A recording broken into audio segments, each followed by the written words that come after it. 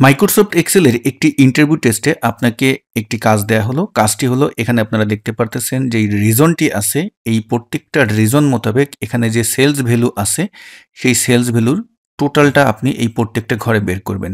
কিন্তু আমরা এখানে দেখতে পারতেছি প্রত্যেকটা ঘর কিন্তু আলাদা করে মার্কস করা আছে। কারণ আপনি এখানে সাম ফাংশন ব্যবহার করে যদি ড্র্যাগ করেন কাজ কিন্তু করবে না। তো এক্ষেত্রে আমরা এটা খুব সহজেই একটা কিবোর্ড শর্টকাটের মাধ্যমে করতে পারবো। তো কিভাবে করব? চলুন আমরা এখন দেখি। এজন্য আমরা যে কাজটি করব, আমরা এই যেখানে টোটালটা বের করতে চাচ্ছি, টোটালটির রেঞ্জ সিলেক্ট করব। ফুল রেঞ্জটা সিলেক্ট করার পরে আমরা এখানে ইকুয়াল টাইপ করব। ইকুয়াল টাইপ করার পরে আমরা এখানে সাম ফাংশনকে টাইপ করব। এবং আমরা প্রথম যে আমাদের রিজনটা আছে, সেই প্রথম রিজনটার আমরা যে রেঞ্জটা এটা সিলেক্ট করে নিলাম এবং তারপরে ব্র্যাকেট ক্লোজ দিব। ব্র্যাকেট ক্লোজ দিয়ে আমরা এখন সরাসরি এন্টার বাটন প্রেস না করে আমরা কন্ট্রোল এন্টার বাটনে চাপ দেব। দেখতে পারবেন একদম নিচ পর্যন্ত কিন্তু আপনার আউটপুট চলে আসবে।